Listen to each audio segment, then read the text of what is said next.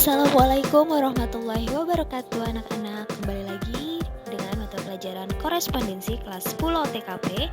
Sebelumnya jangan lupa klik tombol subscribe dan aktifkan notifikasinya ya. Nah, pada kesempatan kali ini Ibu akan membahas materi dari mata pelajaran korespondensi tentang komunikasi telepon bahasa Indonesia. Disimak baik-baik ya untuk materinya.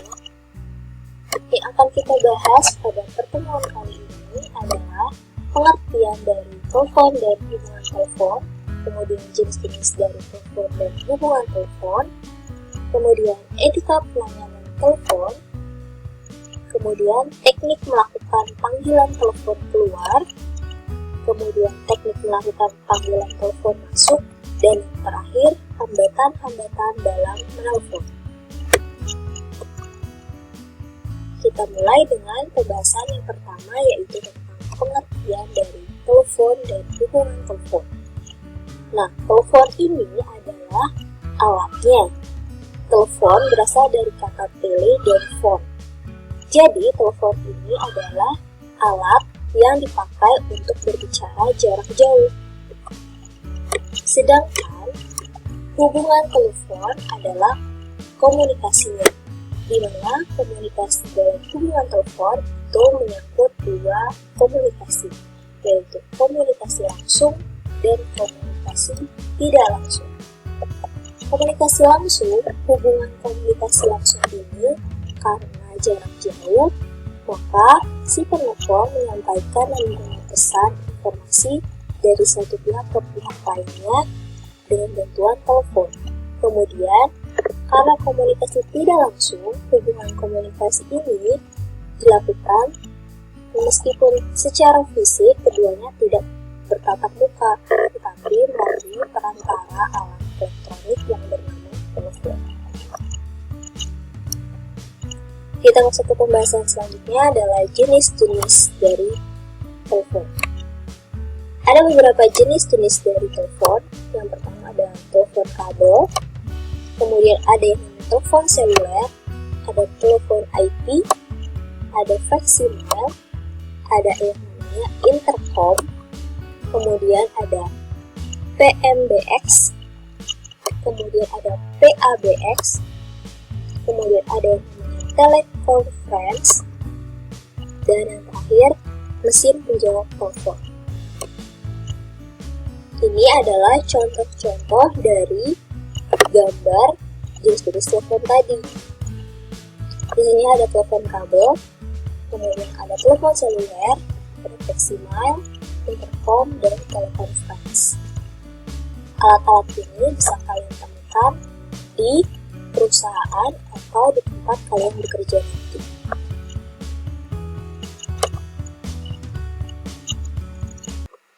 Baik, kita masuk selanjutnya jenis-jenis hubungan telepon. Ada yang namanya hubungan internal.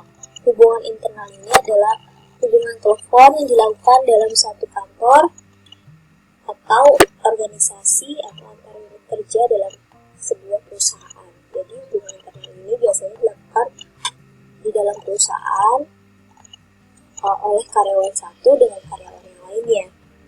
Kemudian ada yang namanya hubungan lokal. Hubungan lokal di sini adalah hubungan telepon yang dilakukan antara dua orang secara langsung pada suatu ruang lingkup daerah tertentu dalam satu kota.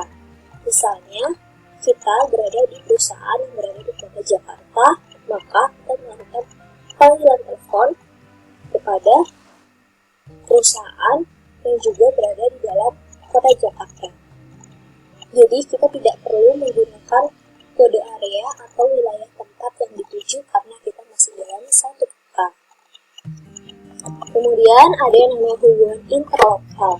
Nah, ini berbanding terbalik dengan yang tadi. Hubungan interlokal ini adalah hubungan telepon jarak jauh antara dua orang yang berbeda kotanya. Contohnya hubungan telepon antar kota atau antar provinsi. Tetapi tetap satu negara ya. Untuk melakukan hubungan telepon ini, kita terlebih dahulu harus menekan nomor kode wilayah tempat yang dituju, kemudian baru menekan nomor tujuan. Jadi kalau misalnya kalian berada di luar kota, misalnya ada di Padang, kemudian kalian melakukan panggilan telepon ke Jakarta, maka kalian harus memasukkan kode wilayah Jakarta. Kemudian baru nomor telepon perusahaan yang kalian tuju. Selanjutnya adalah hubungan internasional. Di sini adalah hubungan telepon antar satu negara ke negara yang berbeda. Jadi ini lintas negara. Misalnya kalian berada di Indonesia, kemudian kalian mau melakukan hubungan telepon dengan klien atau perusahaan relasi yang berada di negara Jepang, maka kalian harus memasukkan kode negara Jepang, kemudian baru kalian masukkan nomor telepon perusahaan yang kalian tuju. Kita masuk ke materi selanjutnya tentang etika penanganan telepon. Etika penanganan telepon secara umum, jadi harus ada tata krama, sopan santun, tata pergaulan dalam bertelepon, menerima telepon, maupun melakukan panggilan telepon. Jadi kita harus berbicaranya jelas, tegas, harus terkesan ramah, hangat, dan bersahabat. Yang pertama, ketika penanganan telepon secara umum, jangan biarkan telepon berdering lebih dari 3 kali. Usahakan ketika kalian mendengar dering telepon, setelah telepon tersebut berdering sekali, langsung kalian angkat. Kedua, siapkan selalu alat tulis dan catatan, yaitu blok note ataupun lembar pesan telepon ataupun notebook kecil untuk kalian mencatat isi dari panggilan telepon. Ketiga, hindari menggunakan kata halo saat membuka percakapan. Keempat, dengarkan mitra bicara dan berkonsentrasi dengan pihak penelpon. Kelima, berkata dengan sopan dan hangat. Keenam, hindari kata-kata yang bisa menyinggung perasaan penelpon. Ketujuh, sebagai penutup, ucapkan terima kasih dan salam penutup. Kedelapan, hindari menggunakan telepon kantor untuk kepentingan pribadi. Nah, di sini ada beberapa kata yang tidak boleh diucapkan dan boleh diucapkan ketika bertelepon. Seperti yang tadi Ibu katakan, kita tidak boleh mengucapkan halo. Maka boleh diucapkan dengan mengganti kata halo tadi dengan selamat pagi, selamat siang, selamat sore, atau selamat malam. Tidak boleh mengucapkan kata apa. Namun, ucapkanlah kata maaf, mohon diulangi. Tidak boleh juga mengucapkan kata ini siapa. Boleh diucapkan dengan menggantinya dengan bolehkah saya tahu nama Bapak? Atau bolehkah saya tahu nama Ibu? Tidak boleh mengucapkan siapa Bapak atau Ibu siapa. Itu terdengar tidak sopan. Boleh diucapkan dengan kata maaf Pak atau Bu, saya tadi kurang jelas nama Bapak atau Ibu siapa. Itu akan terkesan lebih ramah. Dan tidak boleh ucapkan kata-kata yang sangat minim seperti tunggu. Tapi ucapkan mohon ditunggu ya Pak. Nah, kemudian nanti saya sampaikan, itu juga terkesan tidak ramah. Ganti dengan ucapan nanti saya beritahu Bapak atau Ibu bahwa Bapak menelpon dan pesan Bapak akan saya sampaikan. Apabila kita kurang jelas dan ingin bertanya, jangan ucapkan benar atau oh begitu. Tapi boleh diucapkannya dengan menggantinya dengan apakah cukup demikian Pak? Atau apakah ada yang bisa saya bantu lagi Pak? Seperti itu. Apabila pimpinan kalian tidak ada di tempat, kalian jangan mengucapkan Bapak sedang keluar atau Bapak tidak ada. Tapi jelaskan, maka kalian ucapkan maaf ya, Bapak atau Ibu sedang tidak ada di tempat, bisa saya bantu? Atau apakah Bapak ingin berbicara dengan yang lain? Atau Apakah Bapak ingin meninggalkan pesan? Atau bagaimana kalau nanti kami telepon jika Bapak kembali? Itu adalah penawaran alternatif jika si penelpon tidak bisa berbicara dengan orang yang ingin dia sampaikan informasinya.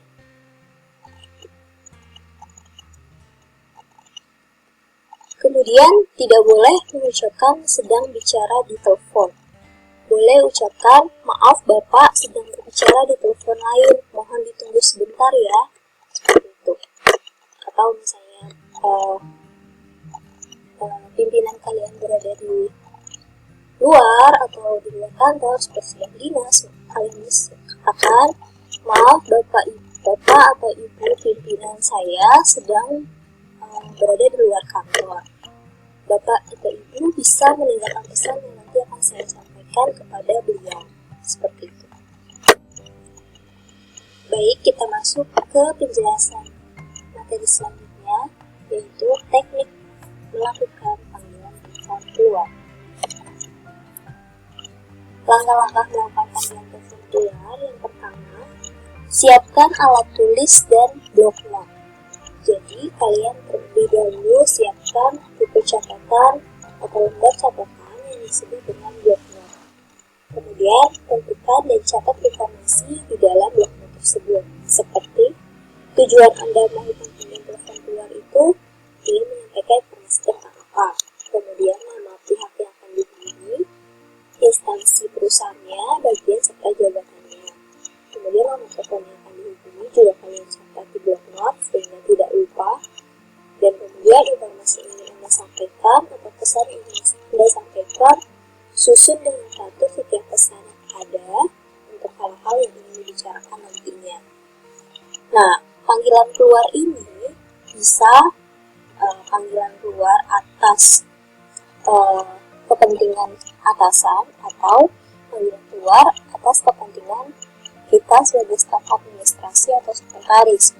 Nah, biasanya kalian akan dites dengan panggilan keluar untuk menyampaikan pesan dari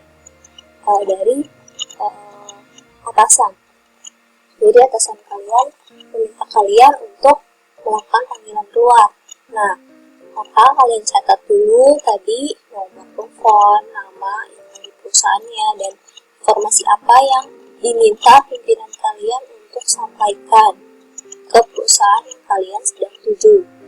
Kemudian, kalian lakukan panggilan telepon itu. Nah, untuk keperluan atasan ini, bisa jadi atasan kalian ingin disambungkan langsung dengan perusahaan atau dengan telepon yang dituju. Jadi, atasan kalian yang berbicara langsung. Nah, apabila seperti ini, maka kalian minta izin kepada pihak yang kalian telepon bahwa atasan kalian ingin berbicara langsung. Setelah terhubung dengan pihak yang dituju tadi, segera kalian sambungkan telepon itu ke atasan kalian. Nah, apabila atasan kalian itu meminta untuk kalian yang menyampaikan pesannya, maka kalian melakukan panggilan telepon keluar, sekaligus kalian sampaikan pesan itu atau pesan yang tadi pimpinan kalian minta untuk disampaikan ke pihak yang dituju. Setelah kalian sudah menyampaikannya melalui panggilan telepon keluar, maka kalian catat apa yang sudah kalian tulis di blok note tadi ke dalam nomor pesan telepon, kemudian kalian laporkan kepada atasan bahwa pesan tersebut telah disampaikan. Seperti itu. Nah, peralatan dalam komunikasi telepon itu ada yang namanya tadi satu blok note. Nah, blok note ini adalah lembar yang diberisikan informasi yang disampaikan oleh si penelpon secara singkat dan padat, namun masih berbentuk coretan yang digunakan sebagai lembar informasi pesan, yang kemudian nantinya coretan-coretan ini akan kalian salin kembali kepada lembar pesan telepon. Nah, oleh karena itu, karena blok note ini isinya masih coretan-coretan atau masih catatan singkat, maka lembar ini dibuatnya ketika kalian sebelum melakukan panggilan keluar. Jadi, kalian catat dulu informasi yang kalian sampaikan di blok note. Kalian letakkan di depan kalian ketika kalian bertelepon, kalian lupa dengan apa yang ingin kalian sampaikan. kalian bisa melihatnya pada lembar blocknote. Nah, selanjutnya ada yang namanya LPT atau lembar pesan telepon. Nah, lembar LPT ini adalah lembar informasi pesan yang resmi, jadi bukan coretan seperti blocknote tadi. Ini sudah resmi dan ditunjukkan kepada si penerima pesan. Jadi, lembar ini biasanya dibuat ketika kita menerima panggilan masuk. Jadi, kita mencatat informasi yang disampaikan oleh si penelpon kepada kita, dan catatan itu dicatat pada lembar LPT yang semua informasi itu harus sesuai dengan apa yang disampaikan oleh si penelpon. Karena biasanya LPT ini kemudian apabila isinya itu adalah keperluan atasan, maka LPT ini harus kalian sampaikan kepada atasan kalian. Baik. Nah, ini contoh dari blocknote. Blocknote di sini ada berisi tanggal, waktu, terus siapa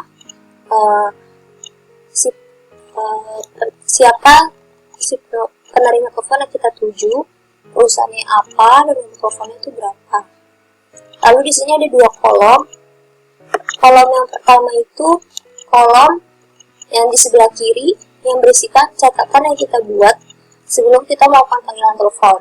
Nah, itu catatan-catatan berisi informasi yang akan kita sampaikan. Nah, ketika kita sudah menelpon, kemudian ada informasi tambahan di luar dari informasi yang kita sampaikan, maka kalian catat pada kolom sebelah kanan. Tadinya kolom sebelah kanan ini tadinya kosong. Ketika kalian sudah menelpon dan ada informasi tambahan, maka kalian catat informasi tambahan itu pada kolom yang berada di sebelah kanan. Baik, selanjutnya ini contoh dari LPT. Nah, lembar pesan telepon ini bukan catatan coret-coretan, bukan catatan singkat, tapi ini sudah resmi dan biasanya langsung diserahkan kepada pimpinan atau pihak yang dituju oleh si penelpon. Jadi kita setelah menerima panggilan telepon, kita sampaikan LPT ini kepada pihak yang tadi dituju oleh si penelpon. Di sini ada seperti halnya blocknote, ada hari, tanggal, terus kepada siapa pesan ini disampaikan, dituju, jabatannya apa, waktunya pukul berapa, lalu siapa penelponnya, dari siapa, jabatannya apa, perusahaannya apa, dan nomor telepon tadi yang menelpon itu berapa. Harus dicatat di dalam lembar pesan telepon. Lalu pesannya itu apa? Pesannya ditulis secara singkat dan jelas. Ya, lalu kalian catat siapa yang menerima telepon. Kalau di sini kan berarti kalian sendiri yang menerima telepon, maka kalian tulis diterima oleh nama kalian siapa di kolom diterima oleh yang ada di paling bawah LPT. Baik, kemudian kita akan masuk ke teknik melakukan panggilan telepon masuk. Nah, berarti di sini kita menerima telepon. Teknik menerima telepon, yang pertama segera angkat telepon jika berdering. Nah, jangan sampai lebih dari 3 kali. Jadi ketika kalian dengar telepon berdering, kalian langsung angkat setelah bunyi dering yang pertama. Lalu kedua, ucapkan salam begitu Anda menjawab telepon. Ingat jangan menggunakan kata halo, tapi ucapkan keterangan waktu seperti selamat pagi, selamat siang, atau selamat sore. Lalu tanyakan nama dan identitas penelpon serta maksud dan tujuan penelpon. Kemudian, apabila orang itu tidak ada di tempat, maka beritahukan dengan sopan dan tawarkan pada penelpon untuk meninggalkan pesan, dan pesan itu akan kalian sampaikan kepada orang yang dituju. Kemudian, jangan lupa mengucapkan salam penutup.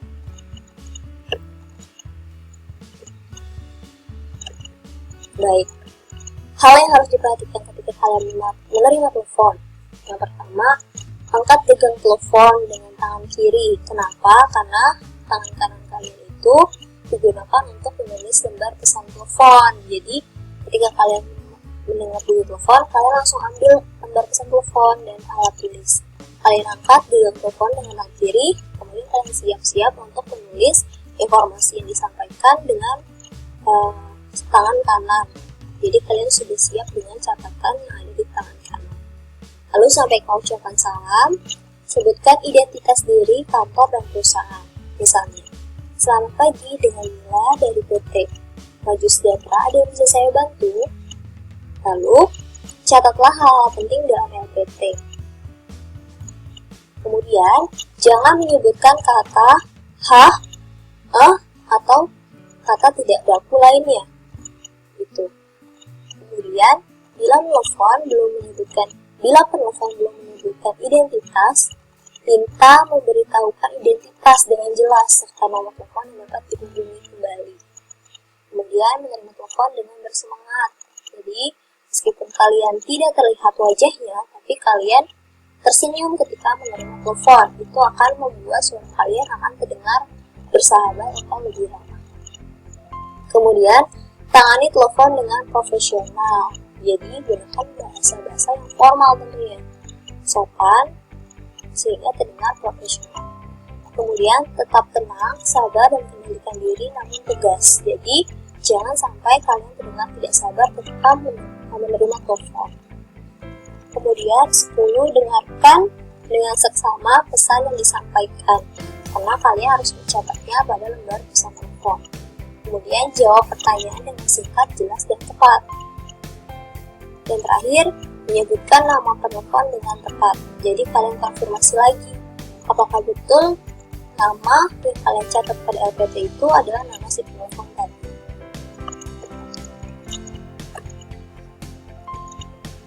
Baik. Kemudian, yang terakhir, kita akan membahas hambatan-hambatan dalam bertelepon. Ada 2 hambatan yang bisa terjadi, yaitu yang pertama, faktor kondisi fisik peralatan teleponnya itu sendiri, seperti suara berisik tidak jelas, suara teleponnya itu hilang timbul, suaranya tiba-tiba mengecil, tidak terdengar nada sambung, atau tiba-tiba sambungan terputus saat percakapan berlangsung. Kalau faktor pemakainya atau komunikan dan komunikatornya juga ada. Yang pertama, misalnya berbicaranya berdesak, berbicara monoton dan tidak jelas, kemudian berbicaranya terlalu cepat, berbicaranya sambil bersenda gurau atau sambil berbicara dengan orang lain, kemudian berbicara sambil makan, kemudian berbicara dengan desah nafas terdengar. Itu juga cukup mengganggu si komunikan. Kemudian yang terakhir, letak gagang pesawat teleponnya terlalu atas sehingga suara kalian terdengar tidak jelas. Demikian untuk komunikasi bertelepon dalam bahasa Indonesia. Sampai jumpa di next materi selanjutnya ya. Wassalamualaikum warahmatullahi wabarakatuh.